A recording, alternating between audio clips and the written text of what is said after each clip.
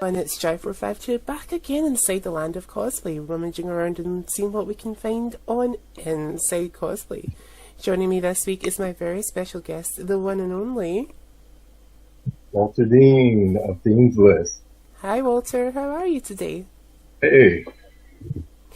So we're just going to jump right into the thick of things, and I'm going to ask you, when did you first start cosplaying? It was kind of a last minute thing. A friend of mine who knows absolutely nothing about cosplay told me about this convention that was going on in downtown Atlanta. She was like, why aren't you going? So, like I said, it was a last minute thing, decided to go, didn't have a costume or anything, just threw on my favorite t-shirt, my cosplay. I don't even remember which character it was. But, I put on my character t-shirt and went to the con, and I was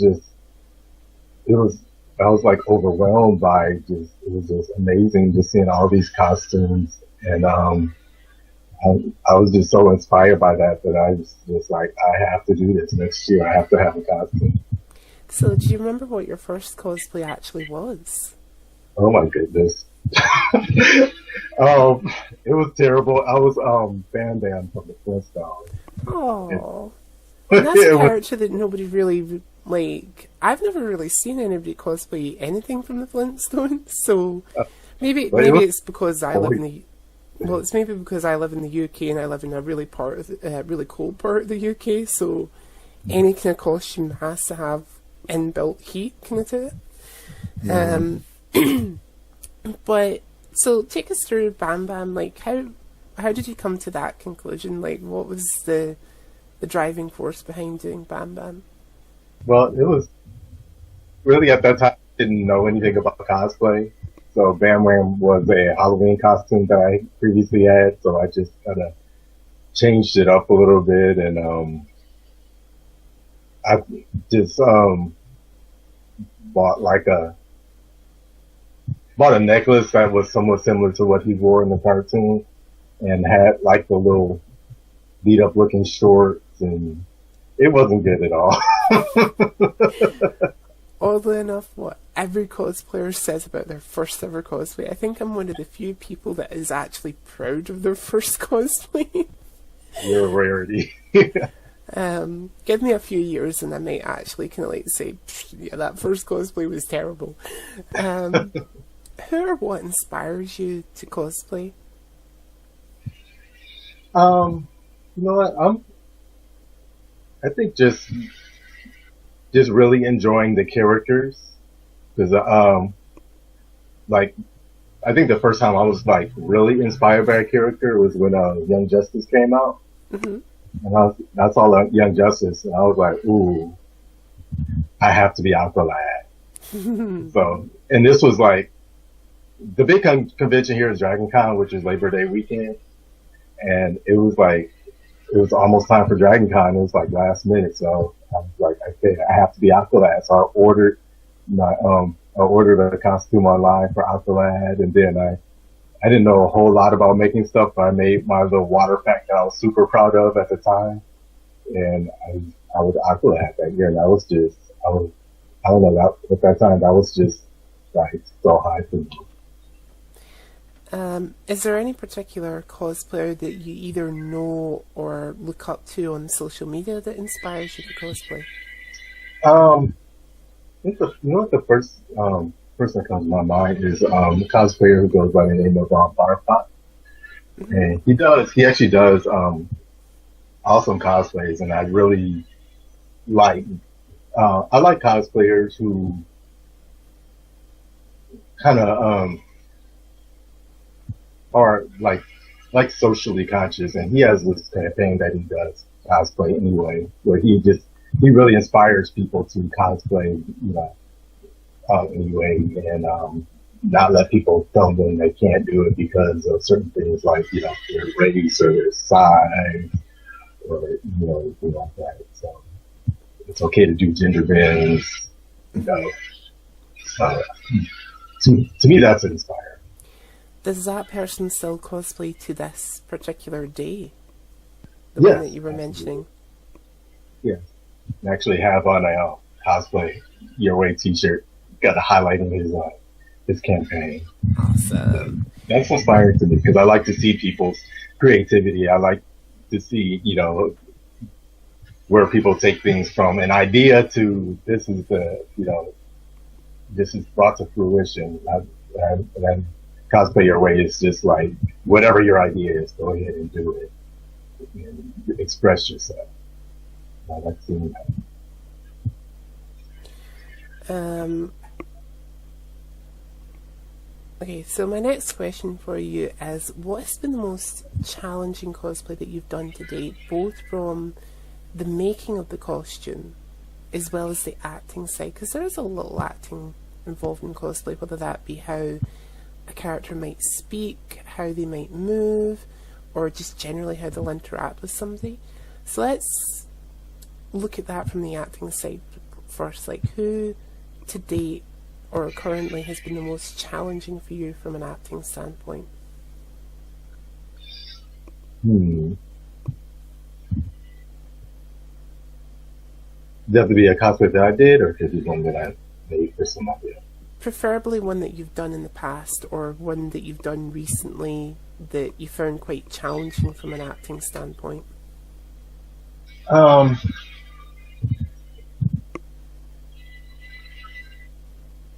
I guess from probably I would have to say my Punisher cosplay, because that was one that I don't think my personality I don't have the same personality as the Punisher. Mm-hmm. So kind of I think staying in character was something I had to remind myself to do consciously. I can totally understand where you're coming from, because I remember doing Poison Ivy at one point, and she is so far removed from what I'm like as a person. I don't have the same personality type as her. I find it very difficult to go up towards people and kind of be as forward as she is. Right. She's so I think that, forward is a nice way of putting it, I suppose. Right. I found it very difficult to be like that while cosplaying as Poison Ivy. So I can understand from your standpoint when you're saying about the Punisher, because you always do get those types of characters that are so far removed and out of your own personal comfort zone, and you just think, how am I going to do this? Like, how am I going to portray this character accurately? And your costume can be amazing, like you could be their exact duplicate, but it all comes down to the acting side as well. It's like, you've got to figure out how to act that character. Yeah, if you're not getting that, then I guess a lot of people look at you and like, you're not really portraying that character. Because that's, such and such wouldn't do that, On the flip side of that particular question, what character have you done in the past that was just so easy to go, like, from you into them? From the acting side again, like, who's been the easiest for you to just slip into? I think one that was really easy for me to slip into was Big Aqualad, partly because I was just so excited by that character, and then I was a big fan of Young Justice, so I watched. I saw every single episode, so slipping into that, and then I have a management background, so taking charge, portraying that as a character that's easy. And I don't know. It was something that I just fell into very easy. Oddly enough for me, it's another gender bent that was easy to slip into. Poison Ivy's partner in crime, Harley Quinn. A lot of people say that must be a role that's really easy for me to slip into because I'm quite bubbly in my day-to-day life, but I personally think that the easiest cosplay that I've ever done to slip into from an acting standpoint had to be Elle from Death Note, because it's just an interesting character. He's very quiet, very secluded, and very in the corner, and I see myself quite like that half the time. But other people would disagree and say, no, you're more like Harley. And I'm like, Depends on what mood you're in. Whatever, So we'll look at the same question again, but this time from the making of the costume. So who or what has been the most challenging costume that you've done to date from the making of the costume? Probably the most challenging from the making of the costume is my work was spotlighted by Marvel Studios. So they asked me to make the costumes from the movie, so that for two popular models that they chose, Alicia Marie Body, she's a very popular cosplayer here, and Bliku, they're both very popular cosplay models here. So they were chosen to be the models for it, and I made the costumes. But here's a mock-up right here of the Dora Milaje, one of the Dora Milaje costumes I made for them. And these costumes they're amazing, but they're so intricate. And then I didn't realize just how intricate they were until I actually started making them. But there's so much going on underneath, in the back, that you don't even see in the movie. But I really enjoyed making these costumes, and I was so honored to be chosen to do that. So hopefully people will go to Marvel Becoming Facebook page and the YouTube channel and check me out. Awesome. See what I did with that. I think for me, one of the more challenging cosplays that I've ever done had to be Poison Ivy, because I was working with fake greenery, like plastic greenery, and I had to work out how to bring that into the costume. And it was very difficult to wear as well, because I was constantly readjusting the leaves that were wrapping around my arms. And just anybody who does a Poison Ivy cosplay, be you male or female, if you think doing cuffs of leaves would be better, or just like lining on yourself would be better for leaves, go for it. Don't do what I did and buy ivy vines that wrap around stuff, because you will constantly be readjusting them. So, moving on from that, in your opinion, what is the most difficult thing or character to cosplay as, both from an acting and a making of the costume viewpoint, for both yourself and in regards to other people? So let's start with yourself first. Like, what do you consider to be one of the more challenging type of things to make as a costume? Now, this can be a character or a cosplay creature. I've seen some really intricate like armor builds, and I would love to be able to do that one day. I've done a little armor work, but nothing to the level that I've seen. So that maybe I'll educate myself and delve more into that. I actually have to admit, I get kind of envious when I see that. But then the people that do them, they are just so much in character. Those two or three people that I know that do the big armor builds, and one person in particular who does armored builds for characters from Skyrim. And I have to admit, when I look at them, I'm always in awe. And I look at these particular builds and just think, I wish I could make something like that. And I remember speaking to them at one point, and they're saying there's no reason that you can't make something like that. It's the people who make them make it sound so easy. I know. And it's so, like, when you hear that, you just want to smack them one and say, I'm not as talented as you, so how dare you?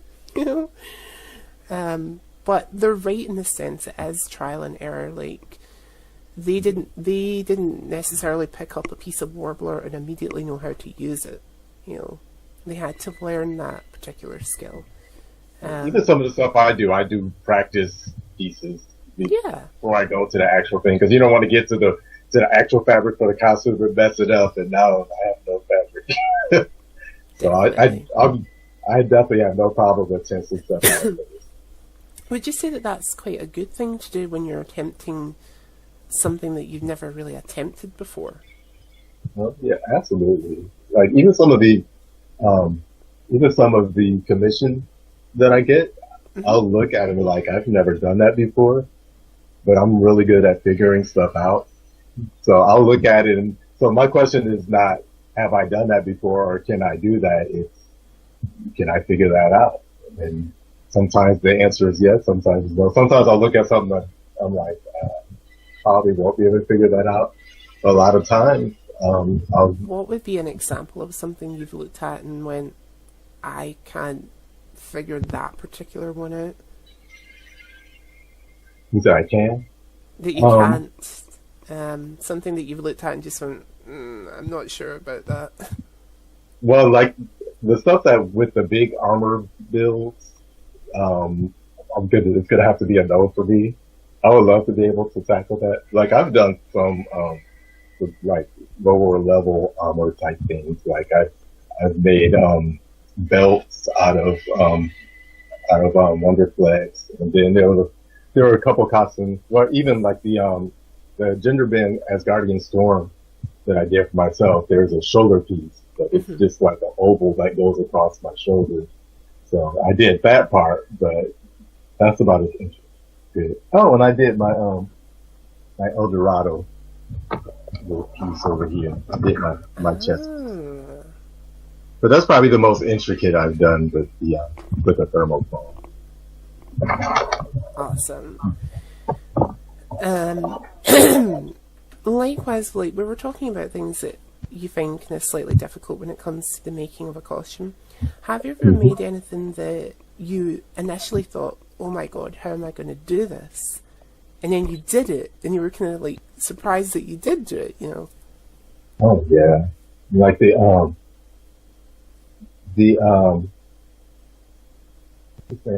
from the Hero Academia. Hmm. Um, my mind just went like, but the character he has the the headpiece with like the with like rabbit ears that come up. Yeah. So that was something that I looked at, and I was like, um, never done anything like that before. But after it was done, I was so proud of myself because I was like looking. And it's one of those situations like, how did I even figure that out? But I did, and it was just, I don't know, I felt really proud of myself. Awesome. So let's flip this question on its side and then say, is there any particular character or cosplay creature that you've looked at from an acting standpoint and went, I might not be able to do that character right now, but I need more time to research it and get to grips with the individual itself. Yeah, there is a character, Trigon. Uh-huh, okay. I would love to do Trigon, but like that personality wise, and then, um, well, I mean, he's more body paint than clothes. So I'm gonna have to spend some time in the gym. So it, that's something that would probably be difficult for me, and I want to figure out. I want to get more versed on like the armor builds and stuff because I want to be able to do. I want to be able to do all of that myself. Awesome. So I definitely have Um, to educate myself and I think that one's an interesting one because I've never really seen anybody do Trigon before. mm, So please keep me posted with that because I'd love to see your finished product on that. hopefully I'll Um, do it. And it's not one of those where I like that. Be years from now and I'll be like, I'm still gonna do it, but well, I really want to do that. if you're using body paint for that one, because I know that some people might look at Trigon and go, body paint's the way to go, kind of thing. I Hmm. might be able to put you in touch with somebody who's done not an actual like full Redded Demon kind of thing, but they did something very close when they did James Cameron's Avatar. Uh-huh. And I'll get into that after we're done. But That would be cool. anyone who knows who I'm on about, like put it down in the comments section down there, and you might win some internet points. Who knows? All right. Had a little visit from my antivirus software there. Um, okay, so that totally threw me. Now, in regards to other people, what particular costumes have you looked at, or how would you maybe advise somebody who came up to you and said, Walter, I want to do a man bat type of costume and I want working wings that will extend when I extend my arms, kind of thing. How would you advise somebody that is saying that to you? You know, like if, say, I came to you now, I've only ever done stuff with materials. I've never done anything that has a moving part. What would you say to me to kind of guide me in that regard? You know, I would love to do something like that. I haven't made anything like that personally, but I've seen people do like a really good job with it. I've seen tutorials on YouTube, and but I guess I would tell them to definitely do some research to actually find someone who could actually do that, and then do research to figure out if you actually want to do that, because it looks amazing, but then there are certain things that you have to think about, like the weight of it. Am I going to actually be able to walk through crowds with this? Mm-hmm. Or I guess if for the whole total build, weather-wise, how's that going to hold up? But definitely do research Definitely. to see if that actually ends up being something that you want to do. Okay. In now regards to the acting side, let's say I've got the perfect costume. Okay, it's like down to a T. And I come to you and I say, Walter, I'm thinking about doing a character that is like the Joker. And you know me to be very, very, very quiet and reserved. Yeah? And the Joker's one of those personalities you have to be loud. You know? Absolutely. You have to be the centre of attention. It's a complete removal from what you know as the person. How would you guide that person in terms of acting if they said to you, Walter, I want to do the Joker, but I'm just not quite sure how to act him? What would you say to them? You know what? I would, somebody who is like really quiet and reserved, first of all, you know, watch the Joker over and over again so that you know what your goal is. And then another thing, if you're reserved, the big part of that is you have to find a way to become non-reserved. I think like even if you go as far as do like an improv class or something like that, something that would help you be more expressive. So I think that would be very helpful for somebody to do that kind of transition. Awesome. Moving on, we have a nice little question. There are two types of Comic-Cons that we can go to throughout the year. There's the big once-a-year ones, like your San Diego Comic-Cons, your New York Comic-Cons, and various other like ones like Dragon Con. I think that's once a year, is it not? Yes. And then there's your smaller, more local ones, which will happen every weekend or nearly, kind of thing. So when it comes to going to these particular cons, which do you prefer going to? Do you prefer going to the big once a year ones, or do you prefer the smaller, more local ones, or do you like a blend of the two? I really like a blend of the two. Like Dragon Con is just like sensory overload. It's just like people everywhere and costumes everywhere. I mean, like you literally can't look around without seeing the costumes.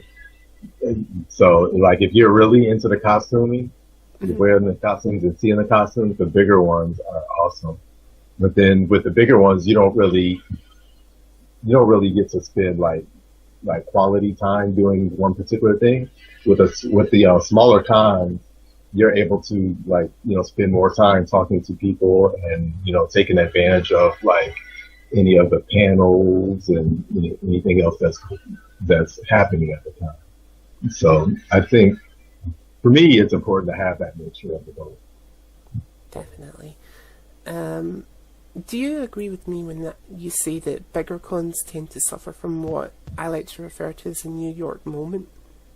It's you get in, you get to say hello to your friend, and nice costume, and then immediately you're like saying goodbye to them because either they're going to a photo shoot or you're going to a photo shoot or somebody else is around that wants to take your picture or there's immediately something else to do.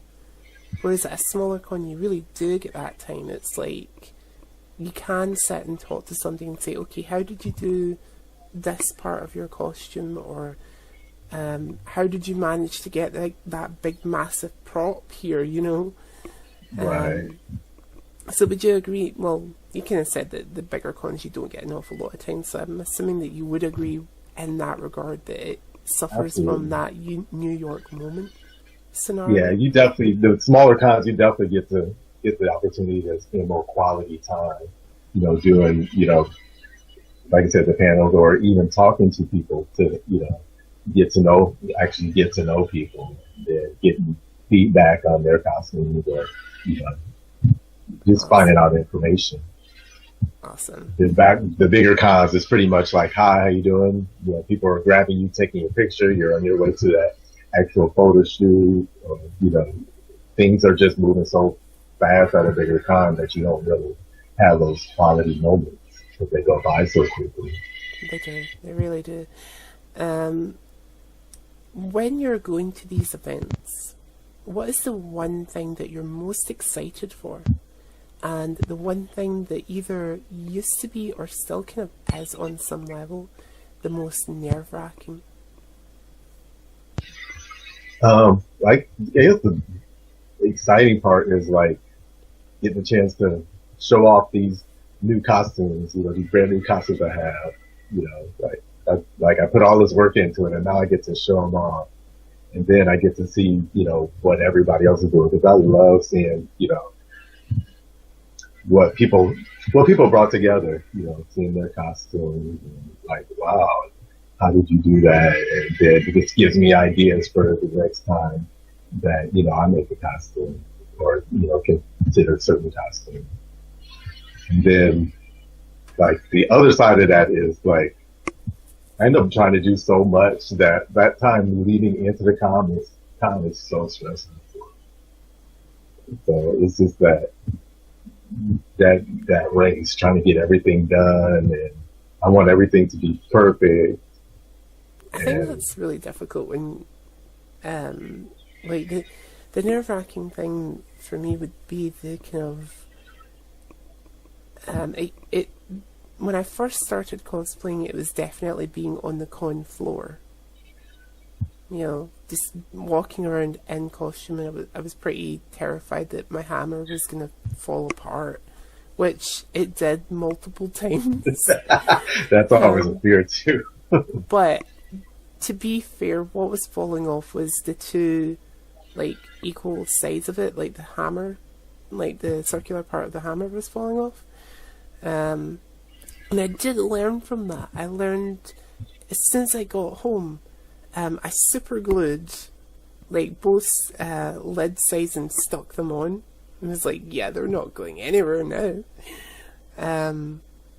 So I think that fear is founded like when you've got a very big prop that you've worked really, really hard on. You're just praying that it doesn't fall apart. You're like, please don't fall apart, please. Wardrobe malfunction is always a fear. That I had when I was doing Poison Ivy. And there is a photograph out there that a wardrobe malfunction kind of happens in, but it's so minute that only I noticed it. And I was like, I love and hate this photo because I've got... I'm getting my picture taken with a character that I love from DC Comics, which is Liv Moore. And I literally looked at myself after looking at the cosplayer who's doing Liv, and I was like, oh my god, this is a wardrobe malfunction on me. No! So I love and hate that picture at the same time, and I'm like, it's just You're the only one who even knows anything was different. Well, I've mentioned that particular malfunction in quite a few interviews, so everybody who looks at that photo, if they can find it, will know. I think it's buried somewhere on the internet, so yay! I'm gonna have to look for that. So I can understand that from a nerve-wracking point of view. Is there anything else that you're really excited for when you're going to these cons? Obviously, you're getting to interact with people that you haven't seen for a while. You're getting to look at all the new cosplays that people are displaying. Is there anything else in particular? I really like all these people who are like our friends on social media. Mm-hmm. It's amazing getting a chance to actually to meet some of the people that I've only met online, to actually see them in person. That's exciting for me. Awesome. Okay, so moving along, when you've been going to these particular events, have you been taking part in the competitions that they run, like the cosplay competitions in particular?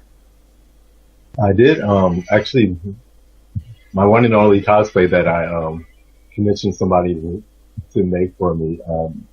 I did Falcon. Mm-hmm.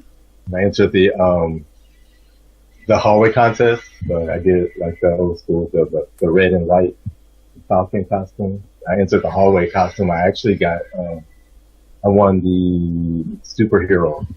So I won first place for the favorite superhero contest.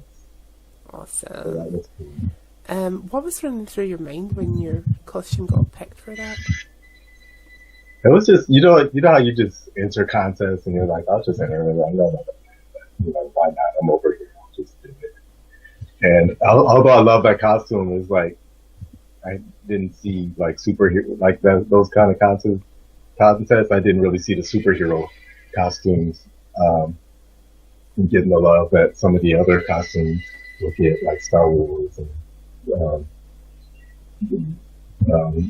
I guess other, genres like that. But when I actually won, I was like, wow. I was excited because I didn't expect it to happen. And that is something that I always see when I'm at a con, or even if I'm looking at pictures from a con. There is always a crap ton of stormtroopers. Yeah, they like take overs in like the Marvel and DC stuff. It's like you almost feel like you're a second class citizen when you do like DC and Marvel characters sometimes. It's kind of weird because like when I did L recently, I got so much attention from that. Like I had almost a swarm of people around me at any given point, and that was at a smaller con, and I was just kind of like thinking, I wonder what would happen if I did L at a bigger con. Like would I have a swarm of people around me then? And I always tend to see more Star Wars things at the bigger cons, so I'm kind of like curious, do those people just gravitate towards the bigger cons, or do they just specifically wear their Star Wars stuff at that con? I've always really wondered about that. So it seems like the bigger cons are more into that. Yeah. Guys, if you've ever been to a smaller, more local con in a Stormtrooper or Kylo Ren or Luke Skywalker costume, stick it in the comments below and let us know how you got on. So, moving along, when it comes to the cosplay competitions, have you ever been asked to judge one of them? And if so, what was that like? Was it nerve-wracking, or was it just kind of, eh? Well, I guess the last contest I was asked to judge in, there's a cruise here, the convoluted cruise. So it's basically there's some Jay Wright and Christy Nelson over it. They sponsor a con every year. I mean, a con cruise every year. So it's a lot of the Dragon Con people and some other people that come along. But I was asked to be one of the judges for the costume contest and the cruise, and that was cool. But it gets a little bit nerve wracking, especially when you're looking at all these amazing costumes, and it's like, how do you pick one over the other? So it does get to be nerve wracking. And then I look at things like, depending on situation, originality or accuracy, like how much work do I think the person put into this, as opposed to did they go to a store or just purchase this full costume online. But I end up seeing some truly amazing costumes, and it becomes a process to narrow them down and say that I like this one over this one. And there's so many. But it's a fun experience. Awesome. I think one of the things that you'll be glad about when you are judging is that you've always got two other people with you, Right. you know, that are also looking at the costume. So We can bounce ideas off each other, and yeah, everybody, justifying their reasons, and then you get to come with like the good reason for actually picking them. I will say there's been a few instances when I've not envied anybody who's been judging a cosplay competition, because I've looked at a few costumes that some people have done, and then I've just went, yeah, I couldn't not kind of judge that. And then there's been instances when I've looked at them and gone, holy crap, if you don't win some sort of prize, that's a crime against nature kind of thing. Or a crime in this case against cosplay. For instance, this is kind of touching on a little thing that I want to talk about later on, so we'll kind of touch on this now and then fully go into it in a bit. I remember being at a Comic-Con and there was a little baby there that couldn't have been more than, say, maybe 4 months old at the time. And the mother had dressed them up in this amazing little hobbit outfit. And I just honestly thought, oh my god, if she doesn't get some kind of notification for that, because she entered her baby in the cosplay competition, of course. And I'm like, if they don't win some form of prize, that's just wrong. You know? And it's like, I felt really bad because I was like, I'm actually competing against a baby. That's not She right. wants the baby to win. You know? I was like, if I honestly kind of said to myself, if I win, I'm going to just give my prize to that little baby because it's a baby, you know. Yeah, you do run into those situations. Definitely. So when it comes to going to these events, in your opinion, what are the three of the best things and three of the worst things that a new cosplayer can do when they're prepping to go to a cosplay event? So definitely one good thing to keep in mind is take your emergency kit, because there will be malfunction. So, your tape, your extra Velcro, whatever, glue, but there will be malfunction. Mm-hmm. So make sure you have your case. And I think it's a great idea to go with a group of people that, that they can keep an eye on each other and have fun together, regardless of what happens at the con. Have fun because you're with that group of people. And then another thing is to make sure you take that time to eat and hydrate. Because I have a story where I didn't eat and it didn't work out so well. But tell us a little bit about this story. What happened when you didn't hydrate or eat? Okay, so I'm at this photo shoot, right? It's like I think it was maybe 10 o'clock in the morning, which that time shouldn't have been a problem for me. But I guess, not eating, I hadn't had anything to drink. I was out in the sun, and I guess it got to me, and I actually felt myself about to throw up. So I'm up here, this big old giant photo shoot, and I had to take off running. And like before I even made it to the building, I found a plant that had to throw up. So, so I threw up, and everybody is looking at me, and then somebody actually offered to get me something to drink. But it's like even after that, it's like my stomach was unsettled for like a few hours after that. But and you could see it on my face. But everybody who saw me just thought I was drunk.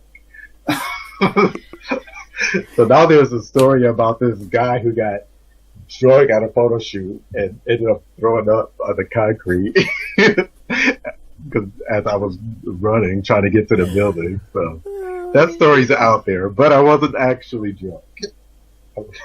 There, we've set the record straight. Walter was not drunk. He was just not drunk.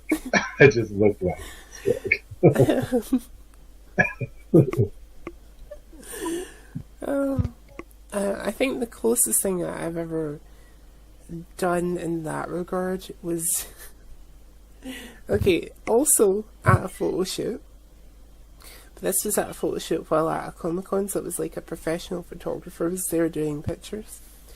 In my Poison Ivy outfit again, which I'll admit right now does not have a lot in the way of clothing. It's a Poison Ivy outfit, so it's not meant to. Right. But what little clothing I did have was like a vest and a pair of shorts and shit tons of ivy. So I remember queuing with somebody in front of me who was doing Kingpin from Spider-Man, I think. And a family group behind me where you had two little girls doing Green Arrow and Red Arrow. Their mum doing Black Canary. And their dad doing Slade Wilson.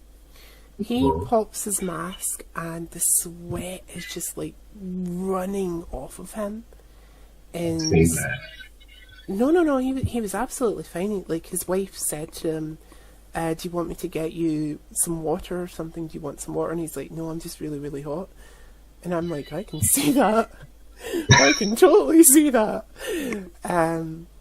And I remember a lot of the cosplayers in the line were complaining that they were really, really warm. Now this is in the middle of August. August is not a warm month in the UK. I mean, there's very few. It's not warm time of year in the UK. There's very few times in the year when the UK is actually warm, especially where I live. So I remember like a lot of the cosplayers were complaining that they were really, really warm, and I'm like, how are you guys warm? I'm literally holding it together here. I'm frozen. Yeah, but no clothes. Yeah, well, true.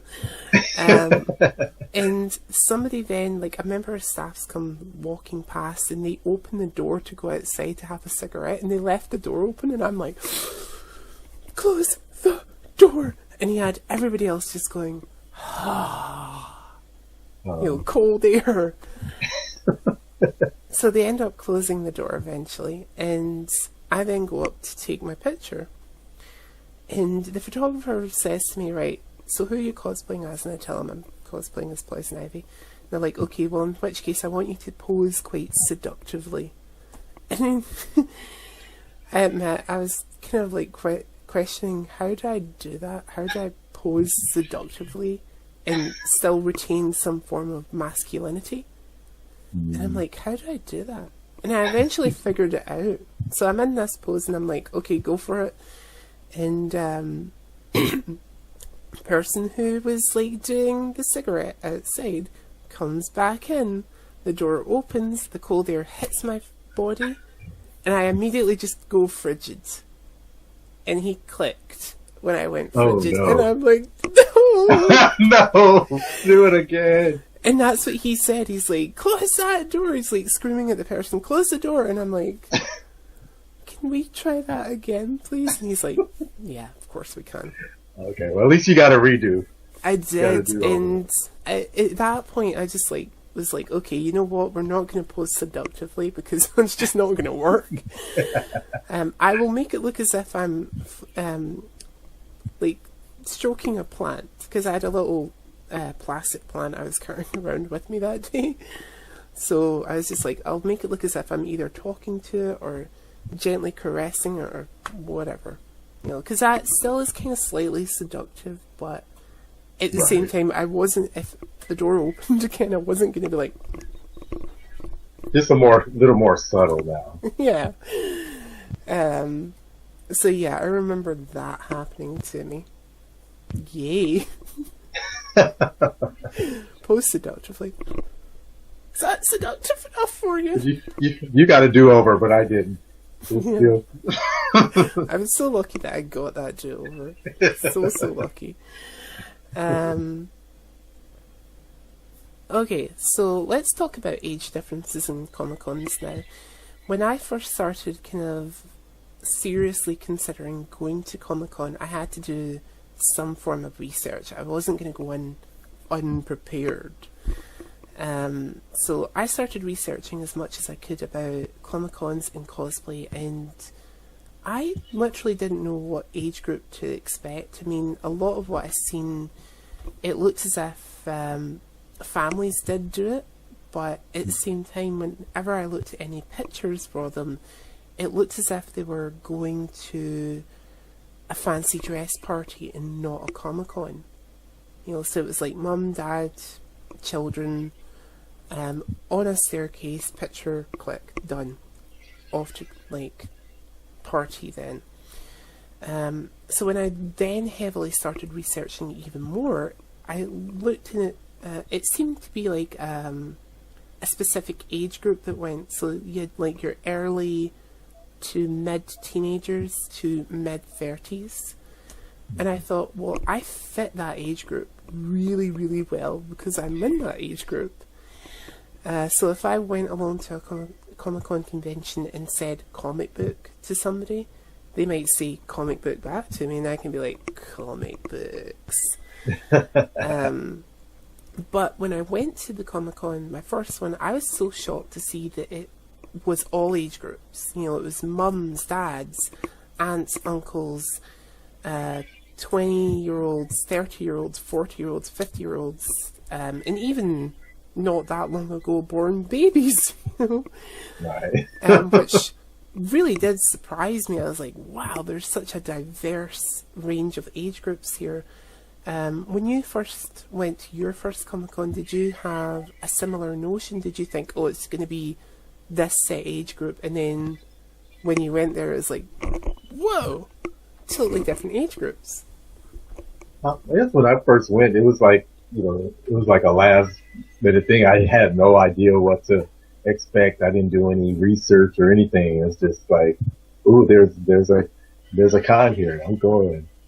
And I was just excited to be there. But then when I got there, I did see these ranges that you're talking about. Like I saw a little kid, and then I saw people who were, you know, let's say seasoned, you know, older individuals. So I saw like every age range, and I don't know, I enjoyed that because it's just like, it's like, okay, cosplay is for everybody, Yeah, it really is. regardless of age. Because I've seen. But at the smaller cons, like that was the bigger con, like a Dragon Con. The smaller cons, it's like at the smaller cons, especially like the anime one, it's a really young crowd. Like most people, like almost everybody here seems like they're under 30, and probably half of them are probably under 20. So or at least they look like they are. So I think, so I find at the smaller cons, it seems like it's more of the younger people, but at the larger cons, it seems like it's just a full range. Definitely. Let's talk a little bit more about the age differences when we go to Comic-Cons. I've noticed that at least two of your costumes that you've got, your forge and your green and yellow, well, green and gold one, sorry, are very brightly coloured. So, do you find that when you're doing either forge or the other one that you'll find, can't even speak right. When you're doing forge, let's start with forge.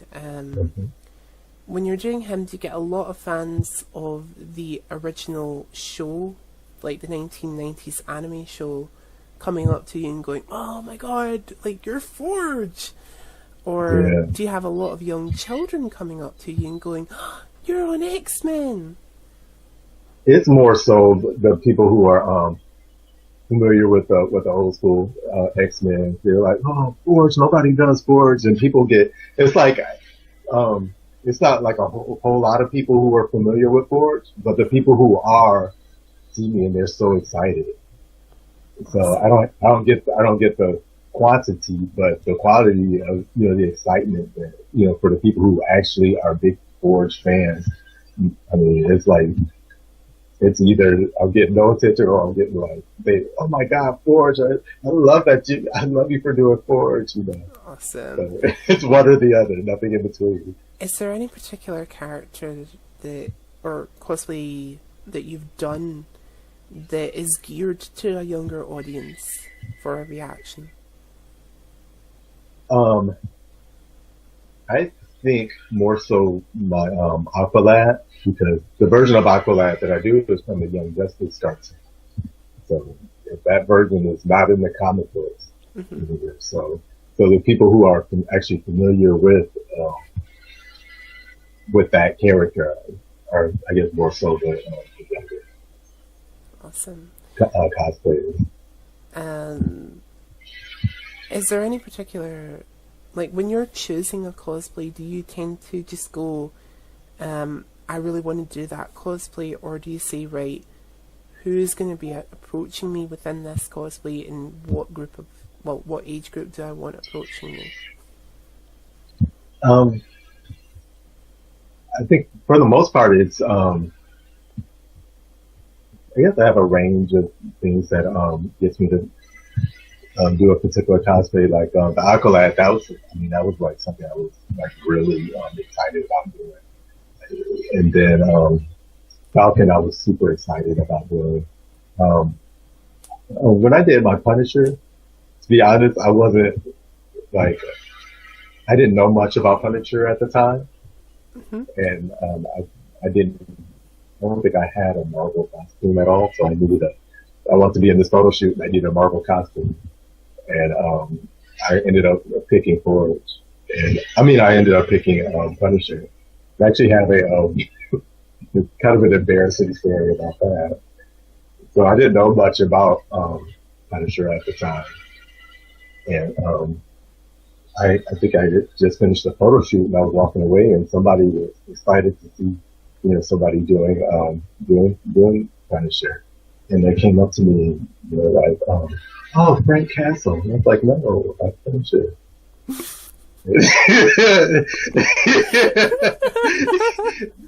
And he just looked at me like I was the biggest loser. I did no research, so. Do you know the worst of it? Castle is Punisher. Do you know the worst of it? I remember when I was doing Ellen, even though that was at a smaller con, when I did the competition part of it, I did this line from one particular part of Death Note, and I think it's when he, in the anime, Light is introduced to L, that whole scene, and L actually turns to him and says, "I have a secret that I want to tell you." And then he says, "I want you to know that I'm L." Now, I did that line of dialogue for the introduction of the character and who I am. And I remember immediately coming off a stage and two little girls ran up to me and they're like, "Oh, Elle, like, you did the line of dialogue from episode blah, blah, blah." And I'm like... Okay. Yes, I did. If you say You know, so. like, and it was like literally meeting super fans of that show, and you just tend to think, oh God, they know the like the exact number, the exact moment in Yeah. time when he says this. Oh crap! You know, living up to a I'm so standard. out of my element when people are like super fans like that, and they can tell you the exact episode this was in and what copy, and I'm not on that level, and I just like smile and nod.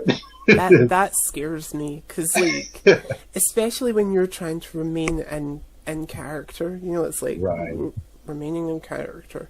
Just something like that just kind of throws you off, but you have Yeah, to come and back. you just don't know how to react to it, so you just kind of like, and try to like Pretend get that you away do that from all them. along. Yeah. Especially when it's younger fans as well, because you want to maintain the illusion that they're meeting that character, you know. Right. I find that really difficult to do. Interesting one, for my very first Comic-Con, I got really, really freaked out by this 6-year-old boy.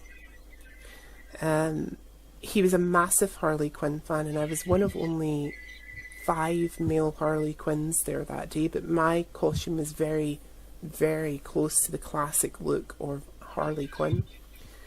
And he came running up to me and he hugged me and he wanted a photograph, so we got a photograph. And I'm bending down next to him and just kind of like slightly have my arm around him. Mm-hmm. And as I'm getting back up, he grabs me by the wrist and he says, "Now, I want to tell you something." And I'm like, oh God. And I'm kind of like looking around at that point. I'm like, is there an adult nearby? Because, like, I know I'm supposed to be an adult, but I'm not adulting today. Clearly not adulting today. And I'm looking, like, his dad wasn't that far away from us, like, because he took the photograph, and I'm looking at his dad, like, what do I do? What do I do? And the kid just says to me, "Now, you tell Batman if the Joker hurts you again." And I'm like,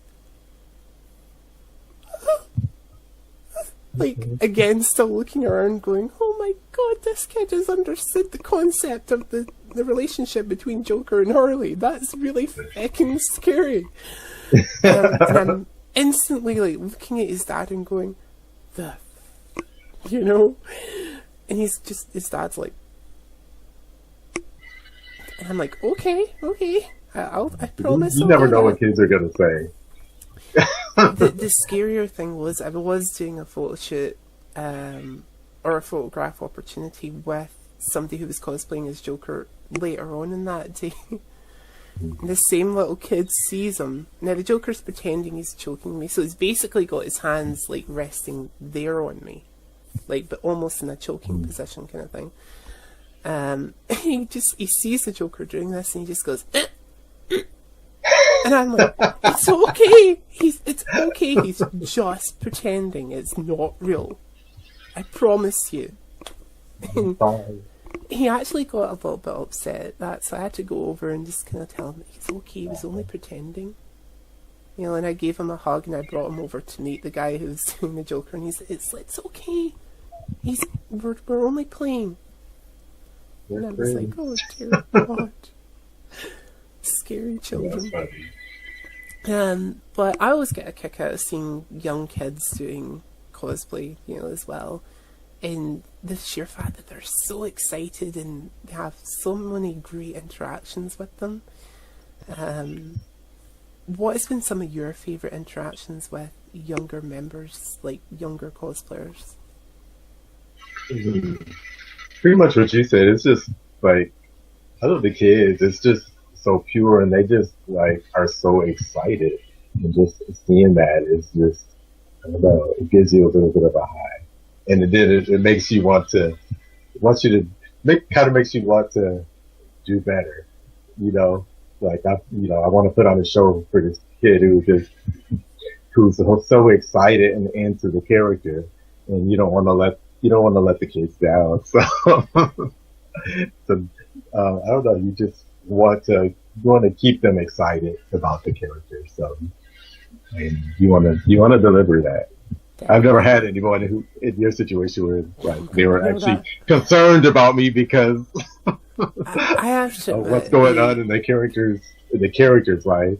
I have to admit, I would have loved to have spoken to his dad, because like it scared me that this little boy understood the concept of that relationship. And I don't know whether it's because somebody explained it to him and said that that was wrong, but given the reaction that his dad gave when he had said that, it was clear that Dad had never told him that that was wrong or explained to him what that was. You know, and I think Mum might have had the same reaction, to be honest. So I would love to have known whether that was somebody explaining that or whether he just knew instinctively that was wrong. It's amazing to see those kids are just so in tune to things like that. But it is also, as a cosplayer, I have to admit, it's one of the most scary things you'll come across. You're like, how do I react to this? Right. Because you don't want to do anything that's going to have a long-term effect on this child's way of thinking. So, moving along from the younger age groups, we'll talk a little bit about the older generation now. I always find it fantastic seeing people who are almost grannies and granddads also cosplaying. I think one of my most favourite things I've ever seen to do with cosplay on social media has to be about this woman who was close to 100 years old, and for her birthday somebody asked her, what do you want to do? And she said, I want to go to Comic-Con. Which, who's anybody to deny somebody on their birthday, you know? And she said, not only do I want to go to Comic-Con, I want to go as my favourite character. And she ended up going as Wonder Woman. And here you have this 90-something-year-old woman walking around Comic-Con with her Zimmer frame, dressed as Wonder Woman. Now, she didn't go for the black hair or anything. She didn't have a wig. She had her own hair and long, grey, beautiful hair in this Wonder Woman costume, and she had a ball. You know, and I always think that is fantastic, because it really does prove cosplay is for anybody. It doesn't matter your age, your gender, your race, your creed, whatever. Doesn't matter. You know, just go and have fun. And like some celebrities say, just do it. You know, I think it's Shia LaBeouf that does say that quite a bit, or at least in his meme he does. When it comes to cosplaying, do you use your age to your advantage, or is it something that doesn't necessarily come up all that much? It just, you know what, I do whatever characters I feel like doing. I actually had someone when I was an Alkalad come up to me and was like, aren't you too old to be Alkalad? Oh, that is so mean. That is so mean. But I was like, this is the character I like. I mean, age shouldn't deter me from it, you know. That's kind of what I half expect whenever I do a gender bent cosplay. I'm like expecting somebody to come up to me and go, aren't you a little too male to do this costume? Yeah. I've actually, some people just don't think, I mean, there are some people who just want to stick with, you know, what's considered canon. Well, what they consider canon, which can change because depending on where you're used to seeing this character, like people watching the Young Justice cartoon, you know, the Black Aqualad, you know, is canon. But somebody who's into the comic book version, you know, the character is white. So like so depending on whether you look at the comic book or the cartoon, you might say, okay, this is what the character is supposed to be. All of that's not important. This is the character I want to one, wants to portray. It doesn't matter what my race is. It doesn't matter I what my think, age is. It doesn't matter what my sex is. I do a gender bend Huntress and a gender bend Asgardian Storm. If there's some people who why feel not? like you're a male, you shouldn't be a female character, Oh, or a female shouldn't do a male character. I mean, it's do you know the whoever I'm. best of it? Do you know the best of it? I have known other people who do gender bent cosplays, and 9 times out of 10, when I look at the gender bent, I actually tend to think sometimes it's better than the original. And that's, in a sense, scary because you're looking at something that you've looked at for a very long time as one specific gender, and then you switch the gender and go, actually they look kind of better as a male as they do when they're female, or vice versa. And you just think,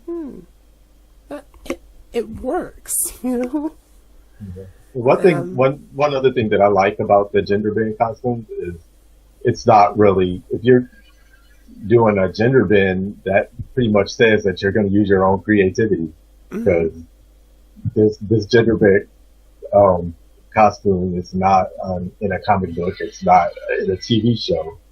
I'm making my version of it, so I get to use my creativity to to bring that about how I choose to. Definitely. I mean, and that's the fun thing about doing a gender bent cosplay, is that you do get to be that little bit more creative. I mean, since I started, I did my version of a classic Harley Quinn. I did a pre-Suicide Squad movie look, like before we had any kind of images of what Margot Robbie was going to look like. And then I did my post look, and somebody was even saying to me, why don't you do a Gaslight version of it? Like, because of the new animated movie Gotham by Gaslight. And I'm like, I wouldn't lie to you, I have considered it. But I don't think I could wear something that would be that constricting, because it really does, like any kind of Gaslight look or steampunk look even, is very constricting. You're wearing, like, men and women are wearing corsets and that kind of thing, and you're really pushing your body in. So I think I would really need to seriously consider that and go, like, how would I wear this without dying of lack of oxygen? Well, I mean, you don't have to have it tight enough to cut off your oxygen, but Very, very true. you can still get the look without, passing out. Are you sure? I'm pretty sure you should try it. Get it on video. As far as cosplaying for different age groups, I'm just going to touch on this. I think living in the UK, I'm slightly lucky because there's always going to be a form of cosplay that I can do as I get older. Because like once you reach age, you end up going back the way. This is the secret to aging, guys. Like once you reach age, you go back the way. You just say, no, I've officially reached this age, and I'm no longer going to get older. Forever. I'm just going to go the other way. So you end up celebrating birthdays that you've already celebrated, like your 25th birthday. Like you can celebrate that 5 times if you really want to. Right. Nobody's going to tell you no. Right, that would be rude. Yeah, that'd be great. Be 25 like 5 times. Maybe even more than that. I could be 25 15 times. You have the freedom to do that. I have the power. Yeah. But living in the UK, it is kind of slightly fun because in addition to always seeing a Star Wars character kicking around, normally a stormtrooper, I will admit, there is always tons of Doctor Who's. Like, I can't go to a bigger con and not bump into a Doctor Who character or somebody cosplaying as the 7th Doctor or the 4th Doctor or the 10th Doctor or a Dalek. Yeah. It's going to happen. It's a foregone conclusion. You're in the country of origin for that show. So it's a custom that you're going to Definitely see can run that. into it. But it also kind of says to me, hey, once I get to a certain age, if I'm a fan of that particular fandom, I can do this Doctor or that Doctor or that character from that Doctor franchise. Is there any particular franchises that you have that you look at? Obviously, there's Doctor Who as well, because you guys get it over in the States. Yeah, Doctor Who is popular here as well. Is there any particular franchise that you look at and go, well, I'm a fan of this franchise, and I'm close to the age that that character is in the canon, so I'll maybe consider doing that character? Or, again, does it not really matter? Do you just go, whatever? I'm such a fan of whatever characters you're feeling, those are the characters you should do. I'm not a fan of people who say you shouldn't do a cosplay for a particular reason. If that's what you want to do, you should do that. Is there any particular character from any fandom that you've noticed when you've been at a con that somebody of the same age is cosplaying as? I'm sorry, what was that question? When you've been at a Comic-Con event, have you ever noticed that there's somebody who's cosplaying as a particular character that they're roughly the same age as from a particular fandom? Like, for instance, Doctor Who or Harry Potter even. I have definitely seen that, because there are definitely people who feel like, they should only do accurate representations, or what appears to be accurate representation of particular characters. So there are people who will not cosplay a particular area. They won't cosplay a particular character unless they're around the same age as that character, they're the same race as that character, same build as that character. So there are people who limit themselves. I don't limit. I don't. Do you feel that that's starting to decrease as we go on when it comes to cosplay? Because obviously the kind of whole gender bent something is something relatively new, and a lot of people are getting more and more exposed to it, and it's just becoming more of a common thing. Do you think the age thing is also starting to slip away? It's something that people are more like, well, it doesn't really matter, I'm just going to do this character. I think that I think with the younger cosplayers coming in, they're more open to. I think the younger people are more open. So I think that people who are, stuck on limiting themselves and others, because people who want to cosplay, only characters that they feel like they're doing an accurate representation of, and they not only do that on themselves, but they feel that everybody else should do that as well. Mm-hmm. So, there are people who would tell me I should not have done Huntress because I'm not a female. And, I should not do Aqualad because I'm not a lad. I'm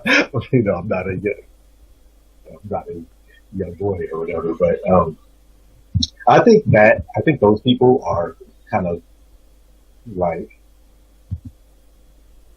I'm pretty much going away, because the younger people are more open-minded. So the people who, I think the people who are closed-minded and want to hold people to those standards, I think those people are kind of going away. And the younger people are more open and feel like you should just cosplay whoever you want to cosplay.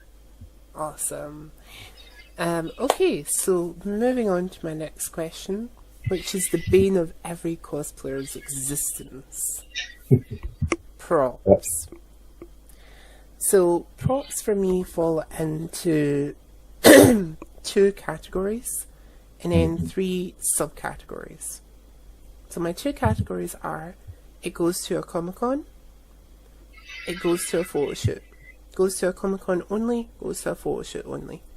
Then the 3 subcategories are: 1, oh my god, this prop is massively large, it breaks my back, and I have no clue how I'm going to get it out of my house, let alone to a con or photo shoot. 2, yeah, this prop is medium size, and not going to kill me, but it will annoy me after 7 hours. And 3, this prop is so small it fits in my pocket and I'm good to go. Pocket, bag, whatever. Now, obviously, 3 different sizes there in props even. And it really does depend on, obviously, your costume, what size of prop you're going to have. But let's say when you're going to a photo shoot, are you more inclined to take the larger than life props with you, or do you tend to say, right, this prop is too large, I'm going to have to scale it down, and then it's able to go with me to a photo shoot? Like, what do you do there? I've never had one of the one of the props that was just so huge that I just couldn't carry it around. I've seen those, and the people I've seen with them, or even the costumes, like you can't even. I've seen costumes that the person couldn't even walk in, or props that they could not even carry for more than 5 feet at a time. I don't. Maybe I'll get to that level and do that one day, but I think for the most part I'm in that middle range. Like for my 100th, I had the crossbow. For my at Guardian Storm, I had my hammer, which I think that's kind of in the middle. It's kind of heavy. Like I was in had an event that I go to where I had to hold poses, and I like to challenge myself, so I have my hammer up in the air like this, and I can only hold it for so long, but I'm gonna try it. So it was kind of heavy for what I was trying to do it for, and I guess carrying something around like that does get annoying. But that's kind of the thing where you suffer for your art. Definitely. So that's my middle range. So I haven't had anything that was so big that I just couldn't manage it. But I do have those where I'm suffering for my art. When it comes to the middle range, I'm assuming that's also what you take with you to a cosplay event, like a Comic-Con event? Or do you tend to go with something a little smaller? I like to try to go for the real thing. So if that real thing is bigger or heavier, then that's my suffering for my art. I'm gonna do that.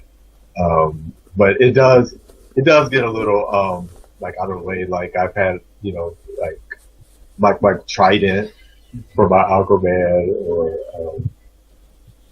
a sword for Dante's. It's like you want to carry those things proudly at a con, but you have to be aware of your surroundings, because I've hit people with my props, not on purpose, but it happens. Those are some of the things I carry. Like those things should probably just go to a photo shoot, but I want to have them, and I just carry it everywhere. When it comes to props in general, do you make your own props from scratch, buy them in and customize them, or buy them in ready-made, or all of the above? All of the above.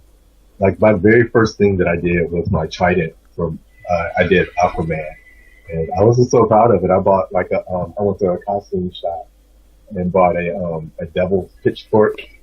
I wrapped it in fake seaweed, and I put shells on it and painted it. That was my first prop, and I was just so proud of myself for doing that.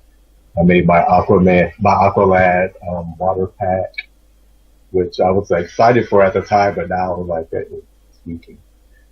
But I look at some of the things that I've done early on, and I just want to, now that I'm more knowledgeable and I'm able to do more stuff, I want to go back and change my earlier stuff, but I don't really have time because I have so much new stuff I want to do.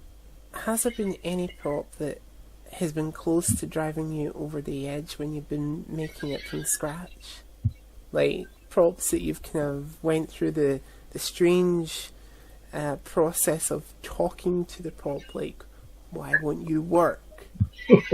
And then you've maybe got into a little bit more angry stage where you've been like, if you don't work, prop, I'm going to throw you out of the nearest window. And then bargaining with the prop of okay, prop, if you work, I'll be your best friend. I'll totally be your best friend if you work.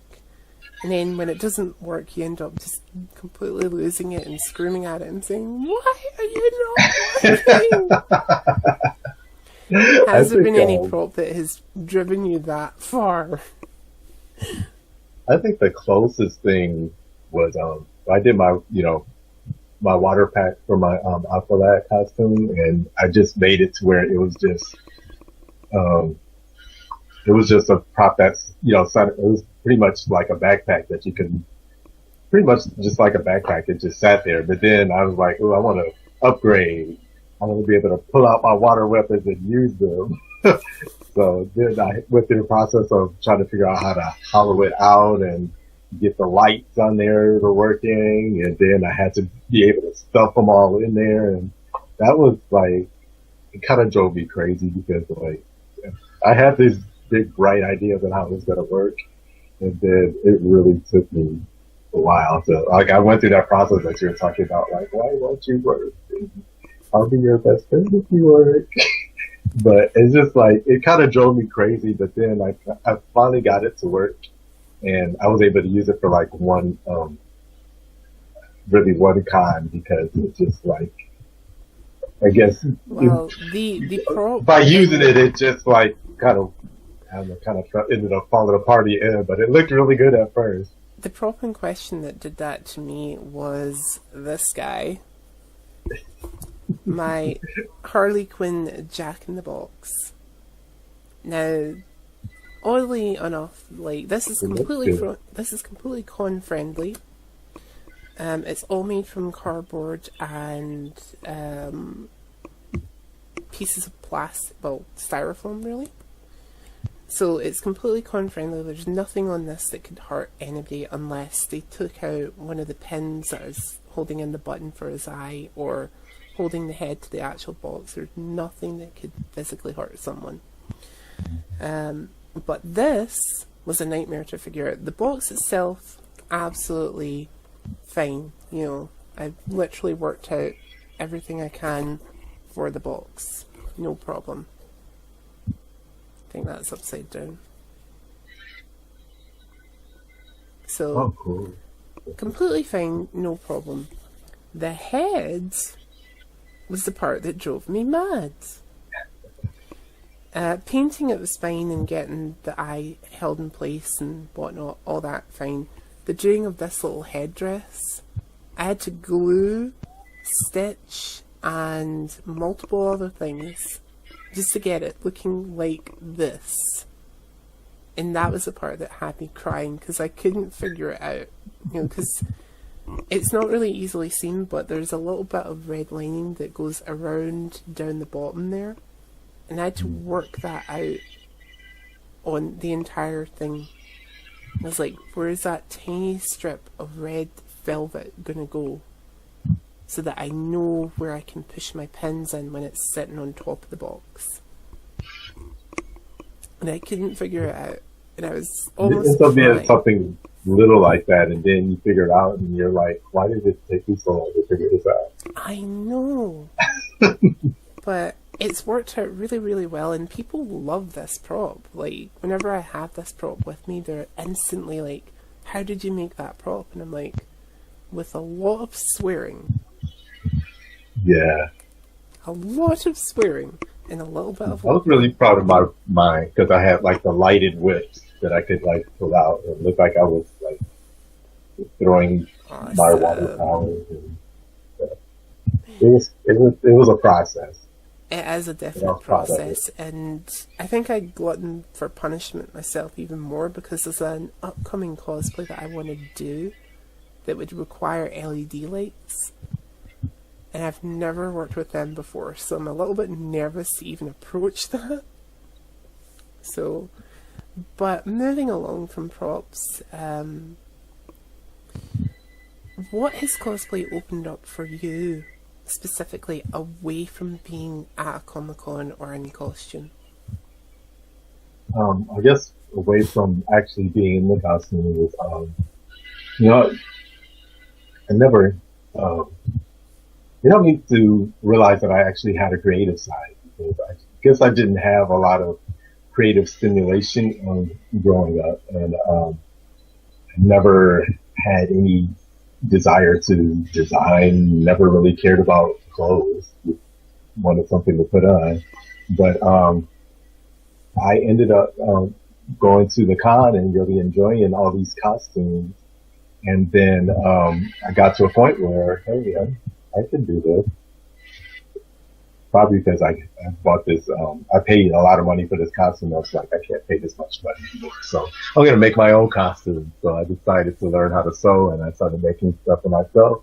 And after I started making costumes for myself, I was like, getting a little bit better. I think I can make things for other people. So I ended up making costumes for other people, on commission. So, and I grew my skills, and, I'm a designer. I design apparel and costumes for people, custom apparel and costumes. So that opened me up to that, and I didn't have any interest in that at all before cosplay. Awesome. So my next question for you is getting very close to the end, so yay, we've made it. Who are you going to be for your next 3 cosplays? So the next character you're going to be at your next event, somebody that you're in the process of making for the event after your first one, and who is somebody that you're thinking about that we might see late 2018 or possibly early 2019. So first and foremost, who are you going to be for your next cosplay event?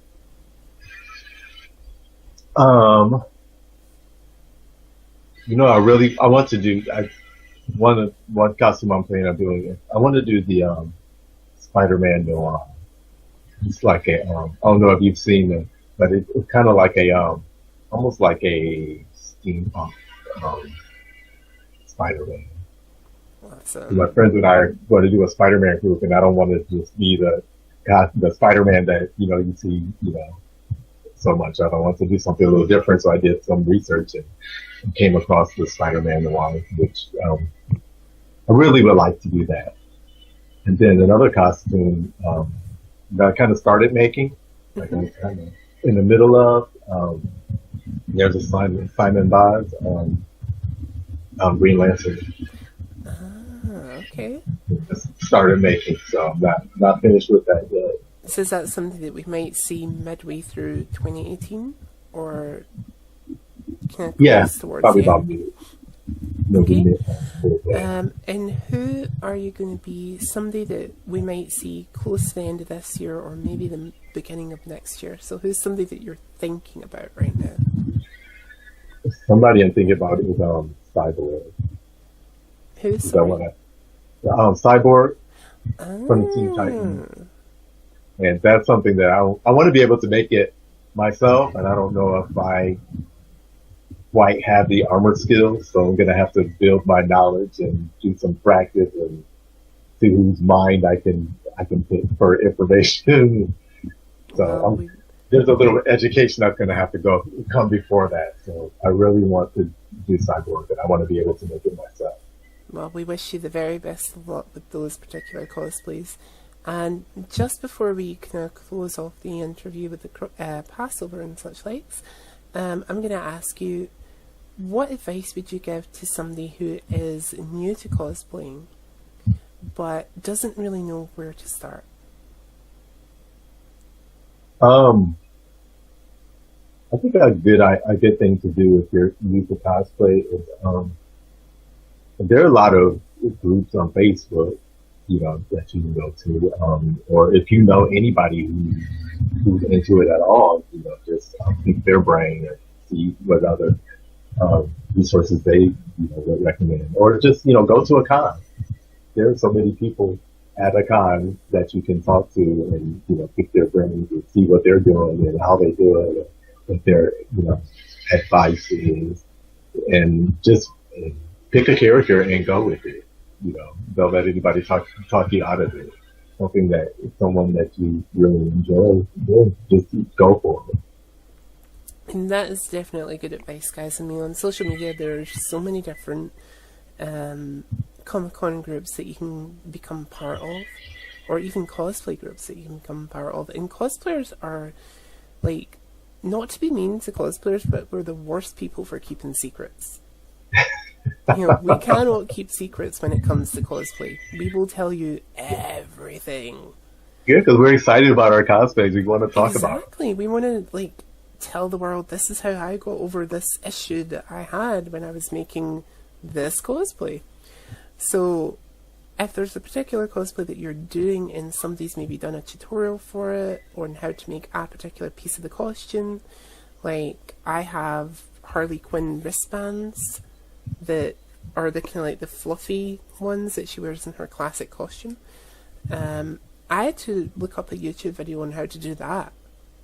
And YouTube is your friend. You can find anything on tutorial. You can find out how to do anything. There's multiple different ways of doing those frills on her wrist, and oh my god, I learned so much from that. But unfortunately, guys, this is all the time we can have. So before we disappear, don't forget to smack that like button, because we like our thumbs. Also, if you have any particular questions for myself or Walter, there is a comment section, I think it's down there. Do you see the comment section down there, Walter? It's down there. There it is. Do put in a comment, guys, and either myself or Walter will do our very best to get back to you. Also, check out the other cosplay interviews on this particular channel, and my gaming videos, because there are a few of them going up every so often. And also, if for some strange ass reason you cannot get enough of me, you can find me on this lovely website at iGameOnline.net. We do have a Facebook page, guys, and a YouTube page where there are multiple other videos happening and other things. However, if you want to get in contact with Walter and you don't really feel like putting in a question down there on YouTube for whatever strange reason, put a message in there. Walter is going to very kindly give us some social media links where we can get a hold of him if we have any further questions. So Walter, where can we get a hold of you if we have any further questions? Well, you can reach me on Facebook, Instagram, and Twitter at Dean's List. So Dean is my last name, so Dean's List. List is spelled with a Y instead of an I. Awesome. So guys, don't worry if you didn't catch any of that. There is going to be a link in the description of this video. So if you have any other queries, you can go there. Go ahead and check out where Walter is showing you different links that you can go to and follow him. In which case, guys, just go along, have fun, tell Walter I sent you, and we will be back with another cosplay interview really soon. Bye, guys. Bye-bye.